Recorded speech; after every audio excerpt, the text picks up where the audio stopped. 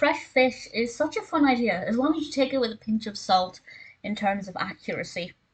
I don't know how accurate this is, but obviously certain fish don't necessarily talk to the narrator. But generally speaking, it is a bit like an animated documentary of what is underneath the sea. This was released in 1939, directed by Tex Avery, and we have brilliant voice work, including from Mel Blanc. And we also have Danny Webb and Tex Avery voicing characters, and Sara Berner as the Starfish. And this is basically a tour of the different kinds of sea life that you will see under the sea. We have the tuna fish, crabs, starfish, this weird two-headed fish that really looks very unnerving, who keep asking for directions, and I find it weird that these fish are talking to the narrator. I'll be honest, I'm not entirely sure that I enjoyed that aspect of it. I think some people will really like it. I think some young children will find it very funny and entertaining.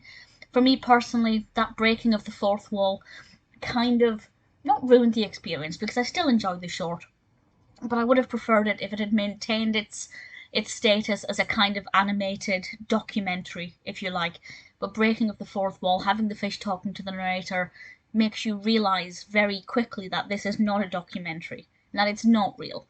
And I think it kind of spoils the illusion a little bit. But there are benefits to it, and I can see that it is something a lot of people will like. But I think it's quite nice to have a look at all these different kind of sea creatures. For young children watching it, it can be very educational with regards to the names of these different creatures. It is very, very funny.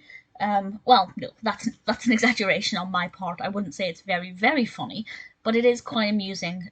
One of my favourite bits is when the fish lays the eggs. And I won't go into any detail about how they do that, but there was just something about that scene, that moment, that I found to be a delight, very entertaining. So there are a lot of things about this that I like. The animation style is obviously really nice. It's very well edited, very well narrated. The script is very engaging. It is quite funny. But as I said, that breaking of the fourth wall just a little bit, and the recurrence of this particular fish, two-headed fish character that I didn't really like that much, kind of pulled me away from the short a bit. So it's definitely not my favourite Merrie Melodies short, but I did think it was quite fun. I'd probably watch it again at some point, not immediately, but if you're a fan of Merrie Melodies or any other fun animation or Mel Blanc or cartoons from the 30s, Fresh Fish is definitely a good one to watch.